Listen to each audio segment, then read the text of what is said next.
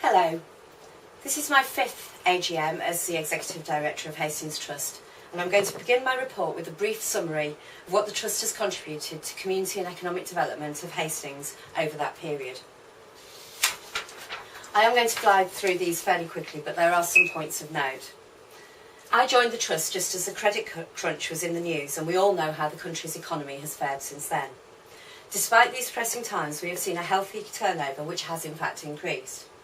This big peak mainly represents a big chunk of development funds for my place of about £250,000. If you take this away, our income remains fairly stable over the past 3 years. These are the number of volunteers volunteering directly with the Trust, including trustees. It doesn't include volunteers placed elsewhere who have been supported by the Trust. Interestingly, although we still maintain a healthy level of in-house volunteering, there has been a steady decline. Partly we know that this is due to the fact that we've had paid workers on reception funded through the Future Jobs Fund and the Learn project. Partly this is due to the fact that some of our key volunteering initiatives, such as the Green Team, All Valley Befriending and the Eco Retrofit, are no longer in operation. And partly we know that we are now supporting more people who want to be involved rather than formal volunteers in initiatives outside the Trust. There may also be other factors: benefit regimes, work programme type provision, maybe other more interesting volunteering opportunities elsewhere in the town. Visits to the Resource Centre have increased significantly over the past 5 years. We have improved the physical environment, the facilities on offer, the support available, and access to other projects within and outside of the Trust. It is also a sign of the times that more and more people are needing our support. And this latest year we've started to record the number of individual job search sessions carried out in the centre. This year it was 2,304. That's about 46 a week, or 9 a day. So over the past 5 years, the Trust has brought over £3.8 million worth of regeneration resources into the town. We have supported over 22,000 volunteer hours worth £170,000. Almost 33,000 people have used our Resource Centre facilities. We have delivered almost 2,000 affordable loans to a total value of £576,000.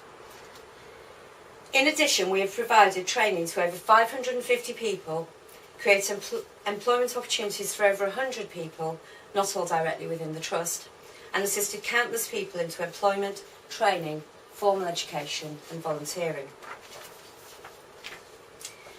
During my time with the Trust, the economic situation has remained challenging, and the reality of welfare reform, benefit cuts and public spending changes is clearly biting.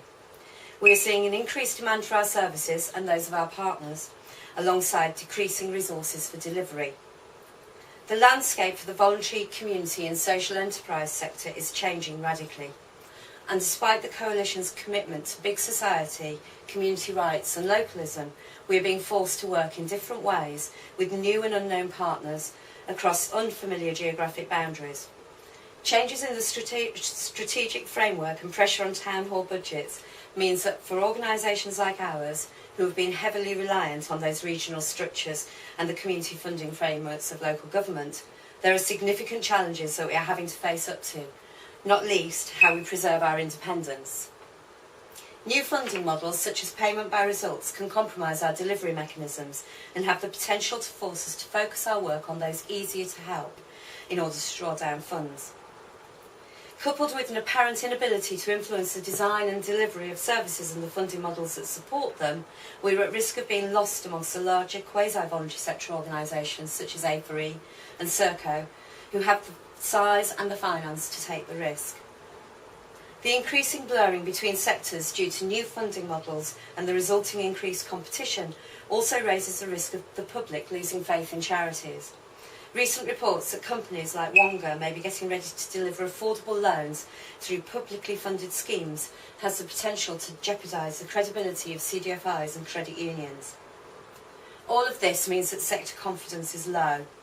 Although the national picture is one of charities seeing an increased demand for services, confidence amongst managers and trustees within the sector is at an all-time low, with small charities, and larger ones traditionally reliant on public sector funding most at risk. Around 40% of charities are anticipating utilising reserves to sustain core delivery over the next 2 years. More worryingly, about 20% of charities have limited or no reserves to turn to.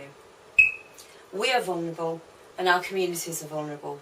Finding ways to enable communities to develop their resilience when worrying about one's own future is a challenge, but not an insurmountable one. And it is critical that we are focusing on why we are here.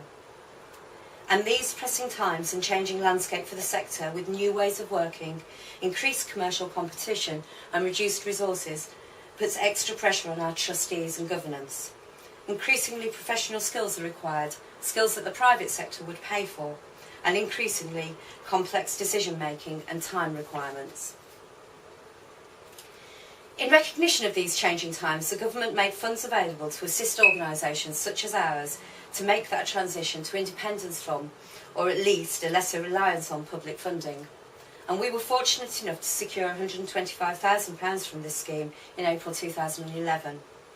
This money helped us to sustain Oasis to its independence following the expiry of PCT funding, to sustain the loan scheme through its first year without public funding, and maintain the core management team. It also enabled us to invest in a root and branch review of the trust. And to do this, we engaged Nick Eubank Associates, and you may remember the facilitated discussions with Nick and Stephanie at last year's AGM. Their work led to these conclusions. The trust is perceived to be a good thing for the town, but residents and stakeholders are unsure about what it does. It can be seen as unfocused, and our profile is too low. Using the most cited descriptive words in the AGM workshop, it can be said of the Trust, it is an innovative and diverse local community-based organisation that is creative and forward-thinking, whilst being helpful, committed and welcoming. But it is hidden from many in the community, and the general public doesn't generally understand what the Trust does, and it is sometimes difficult to explain. The outcomes and recommendations of Nick and Stephanie's work were broadly adopted by the Trust, and the most visible change, just after the period of the review, was a modern new logo and a re-articulation of our vision and mission. Further, this has helped us to reconfirm our strategy, the activities that we will undertake in order to meet those aims. Delivery over the past year falls within these areas and will continue to do so in the future. We have continued to develop our asset base, including our resource centre in Robertson Street, and almost 100% of our property is now let on affordable terms to socially focused and/or creative organisations. Trustees reconfirm that our properties are investments and intended to generate income for the Trust. Our tenants pay rent, which helps to sustain the core of the organisation. We couldn't survive without them and the valuable rental income that they provide. We have continued to deliver employability support through our resource centre volunteering activity, our partnership with Hastings Furniture Service to deliver paid work and training placements for young people, and one-to-one support provided by our Community Enablers scheme. Community Enablers have not only provided one-to-one support for residents, but they have also assisted in the development of community activities and initiatives for the benefit of the wider community. Access training, will be giving out certificates of achievement later on, and enabled local groups to recruit and support their own volunteers. Oasis continued to deliver its valuable resource in the Ore Valley and is now fully independent from the Trust, a registered charity in its own right. Funds for the full EcoFab project following our successful pilot were secured in March 2011, and the project gained momentum, with its highlight being the Eco-Fabulous event at Ore Adventure Playground in the summer. Following Carol's retirement in early 2012, we recruited Sally Lampitt, who is passionately driving the project forward. And in December, we heard that we were one of the very few locally based organisations to be awarded social action funds to deliver our exciting new street-level volunteering project in partnership with Hastings Furniture Service, Rother Voluntary Action and Rye Partnership, called Neighbourhood Enablers. The project did not commence delivery until April 2012 outside the period of this review, but you will receive a presentation from this vibrant team following today's formal business. Looking forward, In order to survive in difficult times, Hastings Trust must seek to develop resilience or sustainability. Resilience is a useful term which tends to be used in terms of disaster recovery. When you consider how broad, deep and long the current economic crisis is, resilience is an appropriate term. We cannot guarantee resilience, but there are steps that we are taking as an organisation to give us a fighting chance. Firstly, the re-articulation of our vision, mission and strategy was an important process, sometimes painful, but what it served to do was remind trustees of our purpose, bring that up to date with current times and embed that within the mind of the town. Independence in the voluntary sector has two aspects, which are both key components of a vibrant democratic society. One is the strength and independence of the sector as a whole. The other is the independence of individual organisations within it. Hastings Trust is fiercely proud of its independence. Confidence and resilience go hand in hand. This is not blind optimism, but a pragmatic positivity with a strategy for managing shocks and ensuring public benefit is paramount. The need for professional skills within the organisation is essential. We are working together to identify the skills that we have and the skills that we need.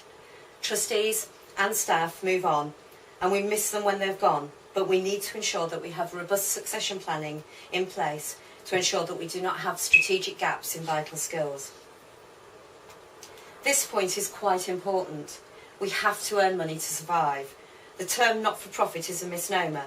We do seek to make profit within the constraints of regulation. It is what we do with them that's important. At the forefront must always remain public benefit. There is no point in safeguarding an organisation if it is no longer meeting its aims. By keeping public benefit in the specific form our strategy dictates as our raison d'etre, we can stay focused and not diverted from the work at hand. And finally, strengthening our resilience to shock makes us much more able to develop community resilience. In fact, our hub project at the Observer Building is an opportunity for us to demonstrate how to tandem organisational resilience with community resilience, in that the facilities provided within aim at building the networks, contacts, creativity and innovation that will help to make Hastings more resilient, whilst also providing a viable income stream for the Trust, which develops our resilience. And finally, I come not only to the end of my 5th AGM report, but also to the end of my last, as I'm leaving the Trust and Hastings at the end of the year to take up a new position in North Yorkshire. I've enjoyed every minute of my time with the Trust, and this is the longest that I've remained in the same job, which I think is testament to my belief in the organisation. It is good for any organisation to have a change in leadership once in a while, and 5 years is in fact the average length of service of a charity chief executive.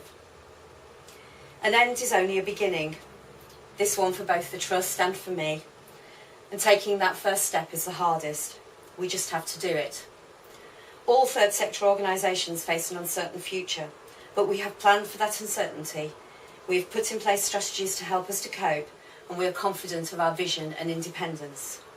We can't always clearly see the way ahead, but we can shape the path. I wish the Trust every success in its future, and I am confident that despite difficult times, it will find a way through. I'll be watching from afar progressions with our loan scheme and financial inclusion work, the expansion of our proven models of community and neighbourhood enabling, and of course one eye will be to the Observer Building. A great opportunity to tandem organisational resilience with community resilience. Thanks as always to my staff, trustees and volunteers, as well as service users and partners in the community. Without you all, the Trust would not be what it has grown to be over the past 21 years. Our greatest asset is our human resource and the commitment, passion, energy and enthusiasm of everyone with whom I have come into contact with through my role makes challenging work and sometimes difficult times pleasurable. We will be regular visitors to Hastings, and we look forward to our invitation to next year's AGM. Thank you.